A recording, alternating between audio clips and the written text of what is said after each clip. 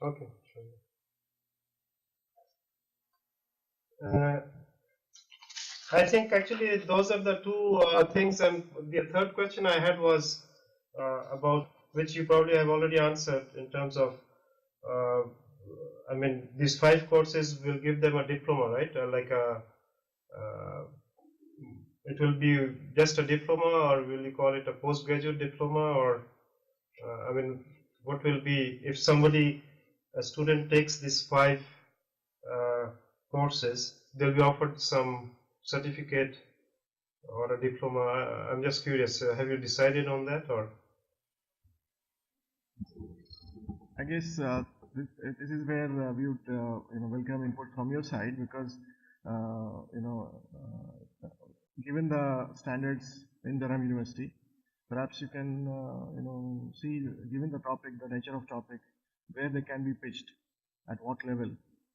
Can we call it a postgraduate diploma, like if you're covering higher advanced courses like risk management and so on, which are not basically introductory stuff, and perhaps we can expect practitioners also to join in this kind of modules, in this kind of courses. So I guess if it can be pitched at postgraduate level, certainly you have better marketing, possibly easier marketing will be that much easier for us.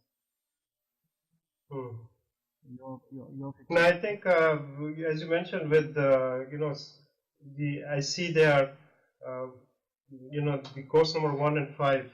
These are the basics, or the lie down the basic principles of Islamic economics and finance, and then modes of Islamic banking. This will in some ways be the introductory courses, and then the other courses are more specialized: Islamic capital markets, risk management, and Islamic microfinance and poverty. So it probably can go for a postgraduate diploma. And if you look around, some other diplomas which are in the market, Dr. Ubaidullah probably is aware of this, Islamic Finance Qualification, IFQ. It is a very basic, actually, I've seen it some time back, a very basic, they call it IFQ, Islamic Finance Qualification, but it's very popular because there's nothing around, so a lot of people are taking that, but it goes over very basic principles of Islamic banking. So compared to that, it's definitely will be of a higher standard with capital markets and risk management issues. And perhaps also because of the students or those who are joining, they should at least have a degree. So if they go after the degree, they have postgraduate studies.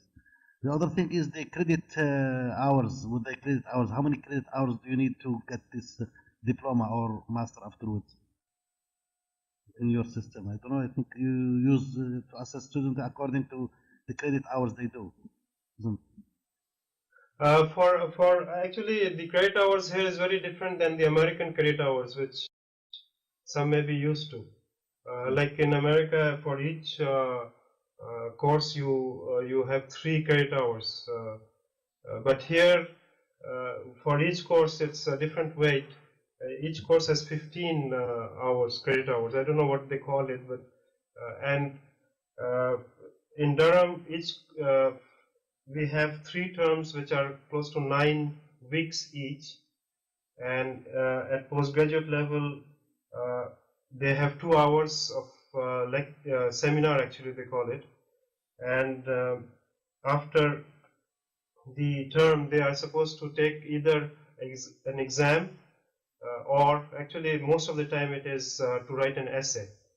And the essay, the expectation is very high. It has to be a very research oriented essay. So if it's an exam, it's 50% exam and 50% essay, and in some courses it is 100% writing essay, which are basically small research papers.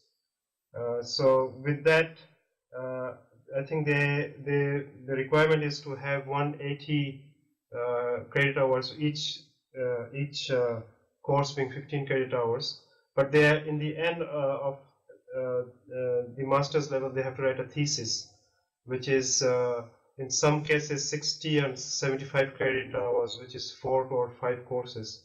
The thesis is on a topic on, for example, Islamic finance. So this is how it is arranged. Um, now, I mean, as for Dr. Sikandari's mentioned that to have this thing offered through Durham University also. We are launching our master's program, inshallah, this October, MA and MSc in Islamic finance. And the experience we had is they have to go through a lot of bureaucratic in some ways processes to get this course cleared. Now, each of these topics or the courses, they call it modules here. Each of the modules must fulfill some requirements, and they have some learning outcomes and the skills, what skills they'll be learning, what knowledge they'll be learning. So those are if you want, I can probably send a sample of these skills and knowledge outcomes from each of the courses. And after that, it goes through a lot of stages of scrutiny, and then finally they have approved. So if we have to do this, we of course have to make sure it does not compete with our own MA and MSc, because they'll say that you already have MA and MSc, why do you need another? So we have to in some ways show the rationale of why this is something different and will not compete with our own master's program. So these are the issues which will arise, I think, which we have to deal with if you want to do it with us. And of course, as I mentioned, I can discuss this with people here, but it has to be, it has to go through a whole process of scrutiny, endurance, and so. What is the procedure for certificates and other short duration programs? Pardon me? What is the procedure for certificate and other short duration programs? Is it as cumbersome or as actually, I am not aware. What I can do is I have to ask the relevant right authorities actually. What is the procedure, and maybe if you have in our next meeting, I can get some more information. And I think it probably. I mean, I know that University of Reading has they are trying to. It's not a joint thing, but they're doing this INSIF program, trying to offer the INSIF program at the University of Reading. So that is something else. But here, what I gathered from Dr. Sikandani was to have a joint program between Durham and IRTI, right? Yes, yes. Yes. So for that, I have to talk to the right authority. They have academic program committee and things like that. So I have to talk to them and inshallah get back to you maybe in our next meeting, inshallah. What about the idea of having postgraduate certificate, not diploma, so that it will not compete with the course that you are having? And the postgraduate certificate does not need to require the whole year, or it says a short period of 3 months or 4 months will do. I think here in Markfield, I think they're doing some short courses, not in banking, but on other aspects of life, like community services or something. Perhaps we can also see how they are doing those certificates. Of course, with the collaboration with other universities. I have to talk to, inshallah, the relevant authorities and see what they say and get back to you. I mean, I'll ask them what is the possible way of doing this, and I think it should be because I know that the business school, they are doing something in collaboration with some university in UAE. They're offering a joint master's program, I think, but that's a master's program which they have developed. And so basically it's the Durham University Masters which is being offered there, but some of the courses are given at UAE University. So I'll see what are the options available so that we can inshallah come up with the. I mean, as I mentioned, I have to ask the relevant authorities. And see what they say, and we'll take it from there. Okay. Inshallah. I mean, as I mentioned, I have to ask and see what are the options available, inshallah. What is the new master's program that you mentioned that you will launch in September? This is called MA and MSc in Islamic Banking and Finance. And this is actually, it will be MA depending on, there are some, if somebody wants to take more technical, quantitative subjects, he'll be offered MSc. If a person opts for relatively less quantitative subjects, they will be offered MA. This is a master's program, 1-year master's program, like most masters in UK. So we will have, this is done with our school, we are in the School of Government and International Affairs, and with the School of Business. It's a joint program. And what students will do is they'll take some conventional courses like finance and financial management, accounting from the business school.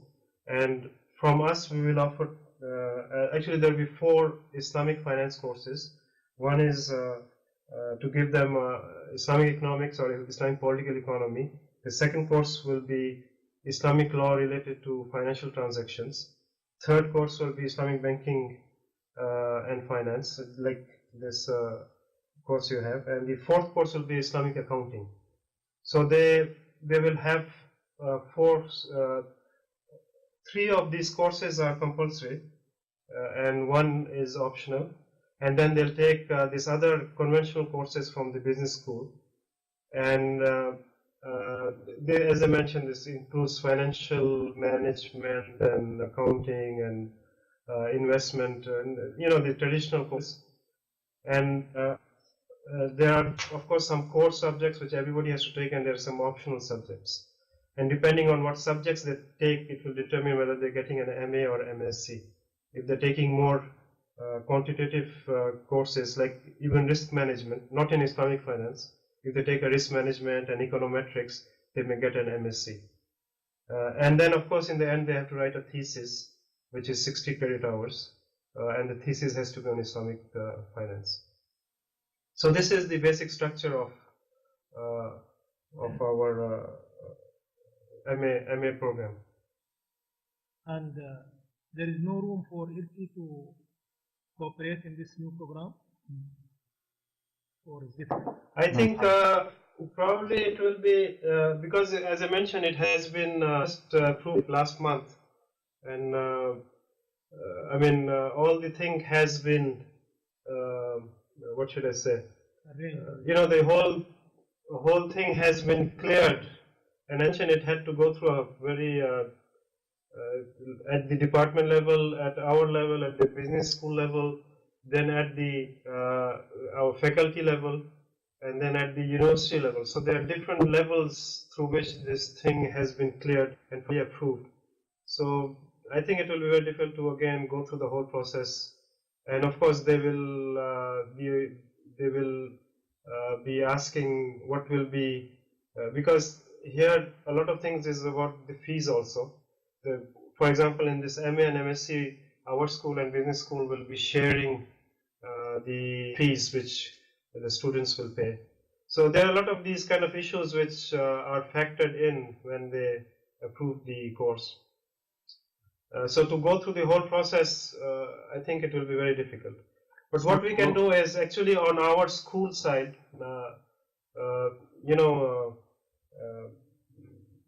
from the School of Government and International Affairs, a lot of students, PhD students, and as I mentioned, more than 40-45 actually. And then we have, these are people who are here, and then we have part-time students. So what we can do is there is some pressure on us to provide the students more courses related to Islamic economics and finance.